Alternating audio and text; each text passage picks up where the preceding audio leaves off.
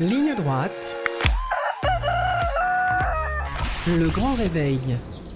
Ce mercredi 2 octobre, l'UNI a été invité pour s'exprimer sur la rentrée universitaire lors de la commission culture de l'Assemblée nationale. Et c'est pour revenir sur cette prise de parole que nous recevons ce matin Yvaine Lecoz, déléguée nationale de l'UNI. Bonjour Yvaine Lecoz. Bonjour. Alors, est-ce que vous pourriez commencer par nous expliquer pourquoi votre syndicat s'est retrouvé justement à s'exprimer à travers vous, donc, à l'Assemblée nationale ? Il y a eu l'invitation de l'entièreté des organisations étudiantes représentatives. Donc ça représente 4 organisations étudiantes. Nous, l'UNI, on fait partie des organisations étudiantes représentatives. On est la seule organisation étudiante représentative de droite. Les 2 autres sont d'extrême gauche et une autre est de centre-gauche à gauche. Et nous, notre objectif, c'était d'aborder plusieurs sujets. Donc d'abord, on voulait parler de la mainmise de l'extrême gauche sur l'université, sur l'enseignement supérieur. On voulait également parler de la précarité étudiante et des problèmes de mal logement étudiant. Mais c'est notre propos aussi sur la montée de l'islamisme au sein de l'enseignement supérieur qui a fait largement réagir. Alors on a dit quelque chose qui pour nous malheureusement paraît évident, mais qui pour beaucoup, je dirais, a été un choc. Ça a été le fait qu'on se retrouve aujourd'hui avec une multiplication du port du voile, notamment par exemple à l'université. Donc on a déjà une augmentation drastique du port du voile dit classique, qui est un voile donc non intégral, ce qu'on va appeler plus largement plus communément le hijab. Et on a également une augmentation également drastique du port du voile intégral, donc que ça soit via le port du voile, je dirais port du voile intégral traditionnel, entièrement couvrant, mais également via le port du masque chirurgical.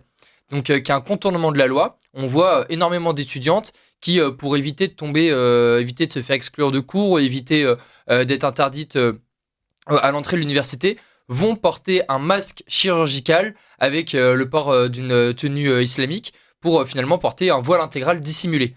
Et ça, c'est quelque chose qu'on observe de plus en plus. On voit qu'on a pu entendre certains témoignages avec des étudiantes qui se disaient passer le mot entre elles pour pouvoir contourner cette loi via ce port du masque intégral. Via ce port du masque pour porter un voile intégral. Et nous, on a notamment trouvé 2 causes à cette multiplication du port du voile et du port du voile intégral. Ça va être d'abord à cause de l'extrême gauche et dont les organisations étudiantes représentatives qui, dernièrement, se sont plusieurs fois alliées à des groupes qui sont proches des thèses islamistes, des thèses fréristes. Ça se fait notamment via la mobilisation pro-palestinienne. On a encore pu le voir d'ailleurs hier à Sciences Po Paris. On voit l'extrême gauche, donc, dont des organisations étudiantes comme l'Union étudiante, qui est une organisation étudiante représentative et massivement subventionnée, il faut le dire, par l'État, donc par nos impôts. Et cette organisation étudiante manifeste avec des personnes appelant à l'intifada, avec des personnes portant le voile intégral, portant entièrement cagoulé, entièrement masqué. Et c'est également à cause de la présence des étudiants musulmans de France, donc les EMF, qui est une organisation étudiante qui, là, heureusement, n'est pas représentative, mais dont la présence a tendance à s'accroître au sein de l'enseignement supérieur. Donc cette organisation est, il faut le dire, proche des frères musulmans. Et d'ailleurs, après notre prise de parole à l'Assemblée nationale, cette organisation a annoncé porter plainte contre l'UNI parce que on avait dévoilé le fait qu'ils étaient proches des frères musulmans. Mais vous savez, c'est pas nous qui le disons particulièrement, hein, c'est notamment Mohamed Louidi, donc ancien cadre directement des étudiants musulmans de France, qui dit, et je cite, « L'EMF est en réalité le bras des frères musulmans à l'université ». Donc c'est très clair. Je pense qu'on peut pas être, on peut difficilement faire plus clair que ça. Et il y a rien d'étonnant derrière, donc à voir les EMF directement faire des distributions alimentaires avec une association qui s'appelle Humanitaire, qui est une association d'ailleurs directement poursuivie en ce moment, donc pour financement du terrorisme après des soupçons en tout cas de financement du Hamas. Donc on est réellement face à 2 problèmes. D'un côté, les mouvances fréristes qui essaient d'avancer au sein de l'enseignement supérieur, et d'un autre côté, l'extrême gauche qui, par électoralisme et également par islamo-gauchisme, vont aider les islamistes à s'implanter au sein de l'enseignement supérieur. On a eu une forte réaction également de l'extrême gauche suite au meurtre justement de Philippine. On recevait récemment pour en parler Édouard Bina de la Cocarde. Est-ce que c'est quelque chose que vous avez pu aborder également ? Est-ce que c'est un sujet que vous allez sinon traiter dans les semaines à venir ?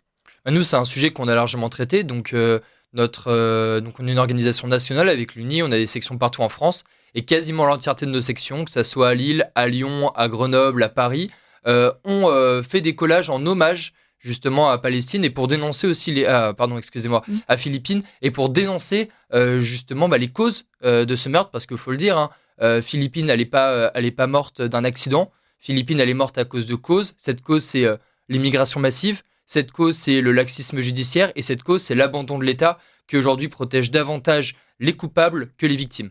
Et donc oui, avec l'UNI, on s'est massivement mobilisé pour ça. Et on s'est également exprimé sur ce sujet à l'Assemblée nationale, où on n'a pas manqué de dire que c'est effectivement l'UNEF, donc organisation représentative étudiante, aussi massivement subventionnée par l'État, l'Union étudiante et le nouveau parti anticapitaliste qui ont pour beaucoup arraché les affiches en hommage à Philippine. Alors, je vais revenir sur tous vos propos précédents, justement, sur tout ce que vous avez pu dénoncer à l'Assemblée nationale. On va commencer par ce port du voile, donc du hijab intégral, avec cette technique du masque chirurgical pour contourner la loi. Et je vais me faire l'avocat du diable. Pourquoi est-ce que ça vous gêne, ce port du voile ? Ce port du voile, c'est pas... disons que c'est pas un instrument religieux comme un autre. Il faut comprendre que le port du voile, c'est pas comme porter une kippa, comme porter une croix, ou comme même porter une main de Fatima. Ça n'a aucun rapport. Le port du voile, c'est un instrument politique. Le voile est politique. Le voile est là pour deux raisons. Le premier, c'est marquer l'espace public de l'empreinte de l'islamisme, montrer finalement à tout le monde que pas seulement l'islam, mais le projet politique de l'islam est en train de s'implanter en Occident. Et à côté, le port du voile est aussi là pour montrer une infériorisation de la femme. Et nous, je pense qu'on est en République française, on parle tout le temps de liberté, égalité, fraternité, et je ne pense pas que, même si certains ne parlent que d'un bout de tissu, c'est un bout de tissu qui a un sens très important, que emprisonner la femme derrière ce bout de tissu pour montrer son infériorisation à l'homme soit quelque chose qu'on voudrait dans une République où on parle de liberté, d'égalité et de fraternité.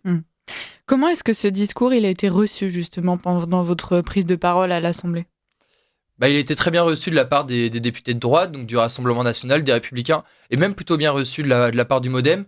La gauche et l'extrême gauche ont hurlé à la fin de la prise de parole. Il y a même un député, alors je regardais, je pensais que c'est un député LFiste, et finalement c'est même un député écologiste qui, à la fin de notre prise de parole, est même venu me prendre à partie au sein même de l'Assemblée où on a pris la parole en expliquant que finalement je devrais avoir honte de dire que ce sont des antisémites, qu'ils portent un projet qui est un projet anti-France, il faut le dire, et en essayant en ayant une attitude assez agressive. Donc ça a été mal reçu de la part de l'extrême gauche, mais je dirais que toute personne censée, qu'elle soit de droite, du centre même d'ailleurs, ou tout simplement concernée par la sécurité des Français, concernée par le fait qu'il y ait effectivement un islamisme rampant dans l'enseignement supérieur,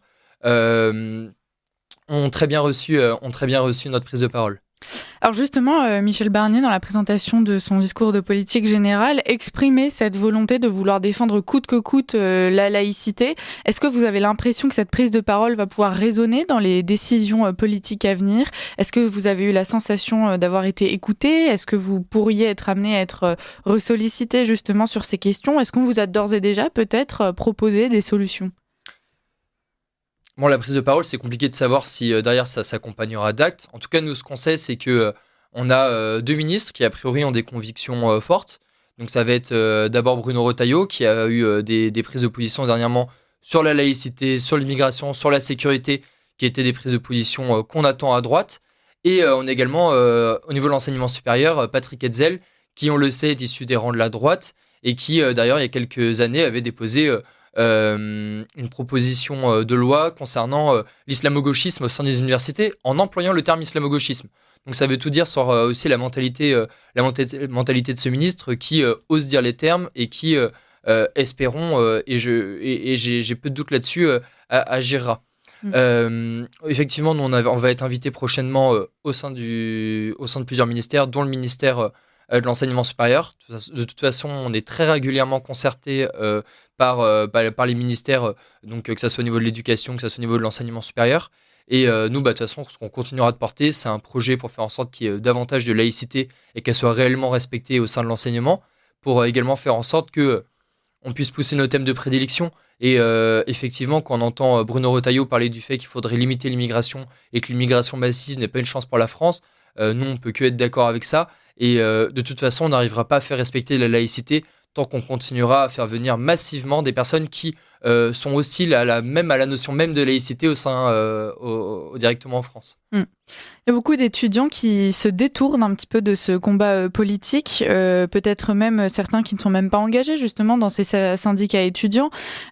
Aujourd'hui, votre prise de parole à l'Assemblée justement et tous ces discours que vous tentez de pousser, est-ce que vous considérez que justement ça peut avoir un réel poids dans les décisions qui vont être prises ? Est-ce qu'aujourd'hui vous avez l'impression de jouer un réel rôle politique ou bien est-ce que c'est simplement une forme de démagogie de la part des ministres justement de dire voyez, on accueille les étudiants de France, on les écoute, mais bon, finalement, est-ce que ça ira au-delà ? Oui, ça ira au-delà. Nous, avec l'Uni, on rencontre déjà, il faut le dire, quasi l'entièreté. En tout cas, on propose de les rencontrer, l'entièreté des parlementaires de droite. On a rencontré là beaucoup de députés des Républicains et du Rassemblement national et de l'UDR aussi maintenant. Et nous, notre objectif, c'est évidemment de pousser nos thèmes de prédilection. Et on travaille actuellement, donc pour l'instant je ne peux pas dire exactement avec qui et sur quoi, mais actuellement en étroite collaboration sur des propositions de loi, également pour essayer de mettre en place des enquêtes parlementaires directement sur l'entrisme islamique, sur également l'entrisme de l'extrême gauche à l'université. Donc il y a un vrai travail qui est fait là-dessus par l'Uni. On n'est pas juste sur le terrain pour donner nos points de vue, on est aussi là pour agir et pour faire changer les choses au niveau politique, parce que tant que ça ne changera pas au niveau politique, ça ne changera pas globalement en France. Est-ce que vous êtes soutenu aussi par le corps enseignant ? Parce qu'on l'a vu, donc notamment avec ces affiches de Philippines qui étaient arrachées, on a vu parfois des professeurs même rentrer dans la danse et puis soutenir justement ces élèves qui se rendaient coupables d'un acte quand même assez ignoble, on peut le dire. Aujourd'hui, vous êtes un syndicat étudiant, vous vous exprimez, vous vous levez pour toutes ces thématiques. Est-ce que vous allez réussir à le faire malgré un corps enseignant qui quand même semble largement vendu à gauche pour le moment ? Le corps enseignant est largement de gauche, mais le corps enseignant déjà est de moins en moins de gauche. Il y avait il n'y a pas longtemps une étude qui est sortie qui montrait que la progression, en tout cas les idées de droite progressaient largement au sein du corps enseignant, aussi bien au sein du corps enseignant dans le secondaire qu'au sein du corps enseignant dans l'enseignement supérieur. Donc déjà, il y a de plus en plus de professeurs qui sont acquis à notre cause. Et même si nous, l'Uni, on n'est pas majoritaire au niveau du corps professoral, ni même au niveau du corps des étudiants, nous, notre objectif, et c'est notre devise, c'est d'être le fer de lance de l'opposition. Donc nous, on représente aussi les professeurs qui, bien que minoritaires, sont de droite et ne veulent pas, au sein de leur université, une extrême minorité d'étudiants qui va aller arracher les affiches de Philippines, qui va mettre la pagaille, comme c'est le cas maintenant quasiment tous les jours à Sciences Po Paris, ou qui va s'allier avec des islamistes. Et on est également là pour représenter la minorité, qui est malheureusement encore une minorité dans la plupart des universités, d'étudiants de droite, qui eux aussi veulent tout simplement pouvoir étudier librement, étudier dans un système méritocratique, un système qui promeut le travail et dans un système qui n'est pas fait pour privilégier des étudiants qui mettraient la pagaille ou qui prôneraient des théories séparatistes, mais des étudiants qui tout simplement voudraient étudier. Il nous reste 5 minutes, Yvaine Lecoste. J'aimerais parler sur le deuxième volet de votre intervention qu'on n'a pas encore évoqué. C'est celui du revenu universel étudiant. Alors vous considérez que c'est une forme d'assistanat. Est-ce que vous pourriez nous en dire plus ? L'assistanat, c'est le fait d'aider des personnes sans contrepartie. Un revenu universel étudiant, c'est exactement ça. Ça équivaut à donner de l'argent du contribuable, l'argent qui vient des personnes qui travaillent, à des étudiants qui étudient. Ces étudiants qui étudient, il faut le dire, ils étudient, ils ne travaillent pas. Donc, à partir du moment où on étudie, on ne travaille pas, on ne devrait pas pouvoir bénéficier particulièrement d'argent, d'autant plus que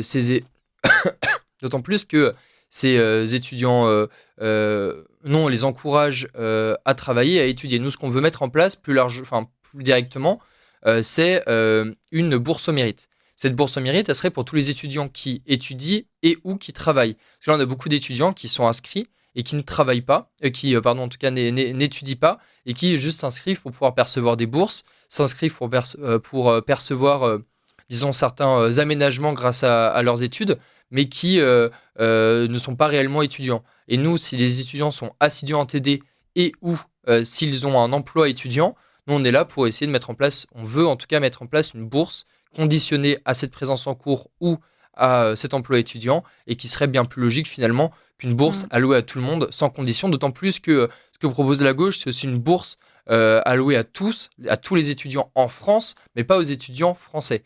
Donc on a beaucoup d'étudiants étrangers. D'ailleurs, ils représentent une bonne partie des étudiants dans les résidences Crous, alors même qu'on parle de mal logement étudiant, ils représentent une bonne partie, même la majorité d'ailleurs des étudiants dans certaines résidences Crous selon les Crous, selon les Crous en France. Et ce revenu universel étudiant serait pour la gauche voudrait le verser également aux étudiants donc étrangers. Non, on ne pense pas que ça soit une bonne idée. Je pense que d'abord, il faut prioriser d'abord les étudiants français, et les étudiants français qui se bougent, qui se lèvent le matin, qui vont étudier et ou qui vont travailler. Oui, donc il n'est pas question de faire du tri entre les bons et les mauvais résultats. La condition, c'est d'être motivé, de travailler. Après, chacun ses capacités, d'autant plus qu'un étudiant en droit ne sera pas forcément noté de la même manière qu'un étudiant en sciences politiques, en sociologie ou qu'importe. Donc c'est compliqué de faire selon des notes. Très bien. Et alors le dernier sujet, le logement étudiant, et donc qui rejoint aussi un peu cette question, c'est un des points parmi tant d'autres, des étudiants étrangers en France, puisqu'aujourd'hui on a beaucoup de Crous justement qui allouent des places, qui réservent des places aux étudiants étrangers, à l'heure où c'est de plus en plus compliqué justement pour nos étudiants français de se loger. Vous avez pu vous exprimer sur cette question ? Exactement, ouais, on a des étudiants français qui aujourd'hui doivent se retrouver à vivre sur le canapé de leurs amis parce qu'ils ne trouvent pas de logement étudiant. Leur solution, ça serait un logement étudiant Crous, mais les logements étudiants Crous, les résidences étudiantes Crous sont saturées, en partie parce qu'il y a un accueil massif d'étudiants étrangers qui, pour certains, sont largement les bienvenus. Quand c'est des étudiants étrangers qui viennent réellement étudier en France, qui derrière sont là aussi pour travailler en France et pour apporter des richesses, une richesse économique à la France. C'est avec plaisir que nous accueillons ces étudiants étrangers. Mais pour une partie des étudiants étrangers, ce sont des étudiants étrangers inscrits dans des cursus qui ne sont pas porteurs, d'ailleurs dans des cursus qui existent uniquement à cause de la filière de l'immigration en France. Et les étudiants étrangers qui sont, quand ils ont statut de réfugiés, priorisés dans l'allocation des résidences Crous, sachant que d'ailleurs on peut obtenir le statut d'étudiant réfugié relativement facilement. On peut assez aisément détourner le statut de réfugié.